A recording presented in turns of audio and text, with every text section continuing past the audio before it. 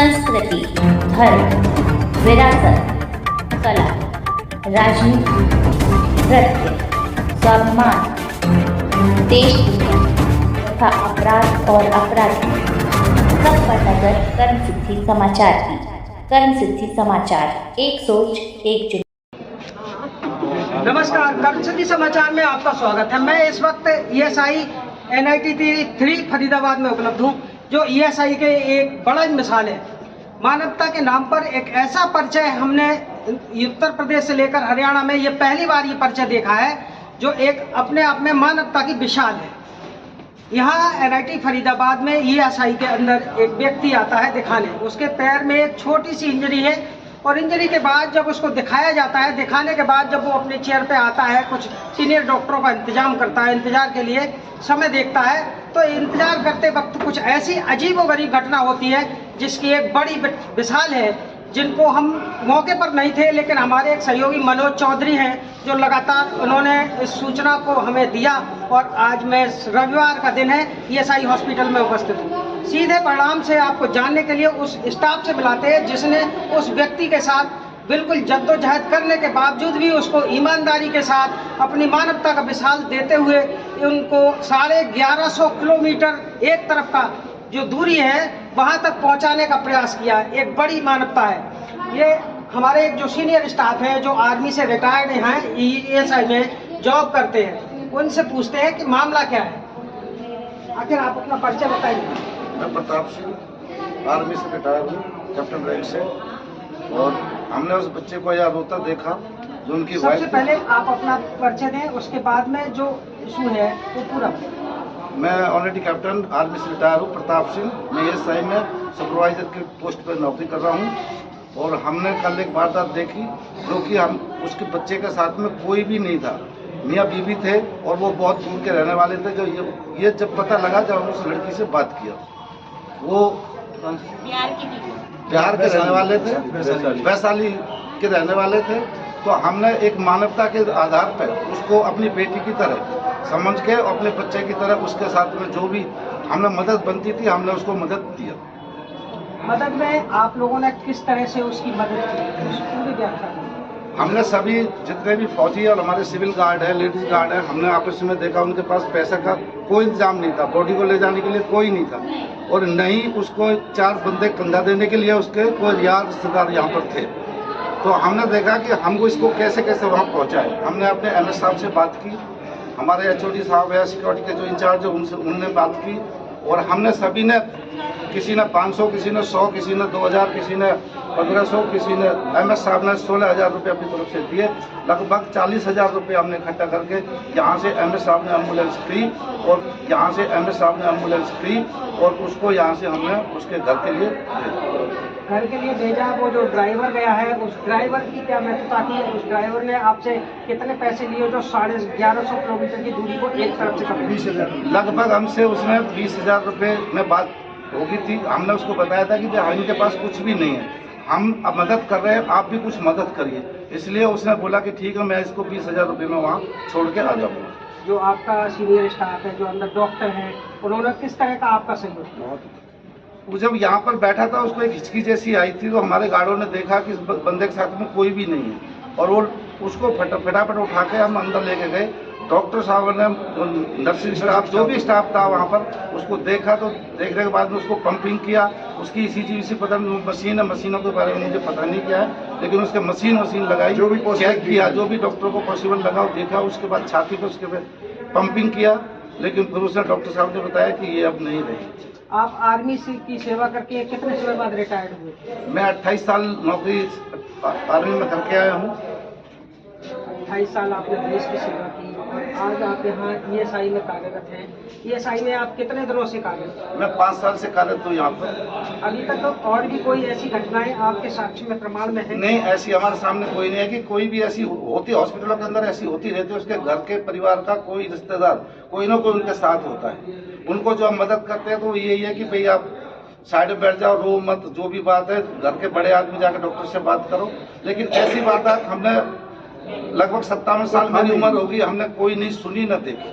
आपकी कुछ ladies guard हैं, कुछ लेडीज स्टाफ हैं, उन्होंने उनकी जो महिला थी उनके साथ कुछ हेल्प करने का प्रयास किया था, किस तरह का? हाँ, एक हमारी महिला गार्ड थी यहाँ पर, उनको आके उसको कई बार पानी पिलाया, बाहर से खाना मंगा कर उसको 2-4 टुकड़ा उसने खाना खाया। वो खाना तो खाने रही थी लेकिन उसको जबरदस्ती उसको खाना खिलाया और चाय भी 1-2 बार उसको पिलाई। भावना महिला कर्मचारी सफाई कर्मचारी से है, सफाई कर्मचारी से है सबसे बड़ा सहयोग मैडम का। खुर्शीद अहमद जी हमारे गार्ड है जो यहाँ नौकरी करते हैं, इनका और एक मेरा नाम रतन दाहिल है, मैं सीकर राजस्थान से हूँ। मैं यहाँ एमओ के पद पे नर्सिंग ऑर्डरली पद पे कार्यरत हूँ, ESI हॉस्पिटल फरीदाबाद हरियाणा। मैं इनका परिचय बता रहा हूँ कि कार्यक्रम के और भी निचले होंगे लेकिन इन्हीं के कर्मचारी थे और सबसे बड़ा सहयोग हमारे सफाई कर्मचारी इनका था। खुर्शीद अहमद जी, आज जो आपने कल जो आपने अपने कार्यक्रम में दक्षता दिखाई है, इससे पहले कभी और कोई ऐसी दक्षता आपके सामने आई है? ऐसा सर आज तक जीवन में मैंने इस प्रकार की कोई ऐसी घटना नहीं देखी और एकदम हमारे आंखों के सामने पहली बार जीवन में इस प्रकार की ये हादसा हुआ। इसमें मैंने जैसे देखा उस बेटी को यहाँ बिठाया, रेलगार्ड से कहा, मेरे जो HOD साहब हैं पांडे जी सर थे यहाँ SN पांडे सर, उनसे बात करी। उन्होंने हमारे MS साहब हैं डॉक्टर अनिल पांडे, उनसे बात करी, उनके पास भी उस लेडीज को लेके गई। हमारी जो मैनेजमेंट है, हमारे जो CMO साहब हैं, उन्होंने बहुत ही ज़्यादा मानवता दिखाकर उस बेटी को आर्थिक मदद भी की और उसको ये भी विश्वास दिया अगर बेटी आएगी यहाँ तो हो सकता है कि आपको हम यहाँ जॉब भी देंगे। बेटा हर तरह से आपकी पूरी मदद की। उसमें हमारे भाई विक्रम जी सुपरवाइजर जी हैं, कैप्टन प्रताप साहब हैं और हमारे एक गुरु सर संदीप गुरु जी हैं और एक YS राणा सर थे, जिन्होंने भाग कर 10वीं मंजिल से लेकर सभी गार्डों से, चाहे किसी से 100 हो 200 500, हमने क्लोज करा।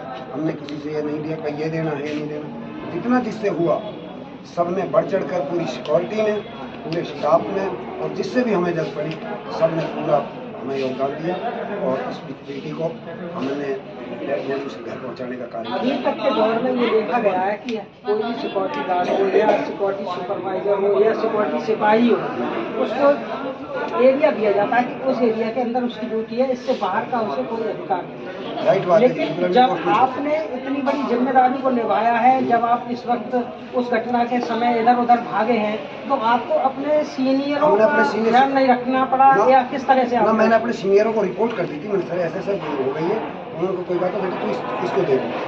और हमारी मैनेजमेंट समय समय पर इस प्रकार का बलिदान देती है।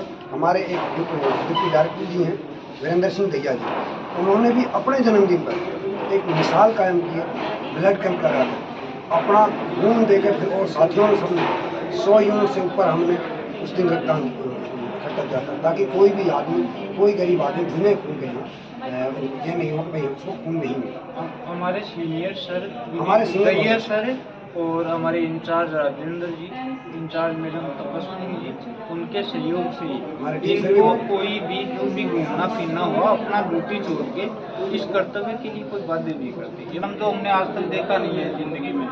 हमारे पास में मरीज जैसे आते हैं, 14 साल का बच्चा भी आता है, 3 साल का बच्चा भी आता है, 65 साल का बुजुर्ग भी आता है। लाश भी उनकी होती है जेन्युइनली, जहाँ तक चलता है। हमें हमारा जो भी काम है वो हम करते हैं। कल जो घटनाक्रम था, एक कोई बंदा था, नाम उसका मेरे ध्यान में नहीं है, मरीज था, यहाँ बैठा था, रात को आया था, छोटी सी चोट के लिए उसको लेग इंजरी थी। लेग इंजरी को वो लेके आया था, लेग इंजरी को करवा के उसने ट्रीटमेंट करवा लिया। सुबह उसका OPD ओपिनियन लिख दिया कि वो सर्जरी या मेडिसिन OPD में दिखाएगा। यहाँ से यहाँ बैठा था, इतने में उसको कुछ हिचकी टाइप की कुछ आई थी, कुछ झाग से कुछ उसने फेंके, बेहोश हो गया वो इसी कुर्सी पे। हमारे गार्ड खुर्शीद अहमद जी, माता जी है भावना, हमारे सफाई कर्मचारी, एक बबीता मैडम थी सफाई कर्मचारी, संदीप गुरु, और ये कुछ थे हमारे स्टाफ सफाई कर्मचारी से अनुज वर्मा। एनो था वो भी था। इनको लेके अंदर लेके चले गए, उनको CPR दिया गया। CPR की हमारे डॉक्टर साहब CMO साहब की तरफ से पूरी कोशिश करी गई, उसको CPR दिया गया।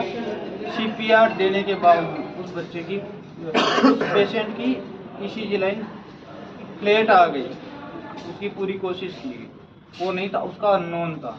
इतने में हमारे गार्ड आते हैं, उसकी वाइफ थी जिसको मैं बेटी समझ रहा था, वो उसकी वाइफ साथ में थी, वाइफ मिलके यहाँ रो रही थी।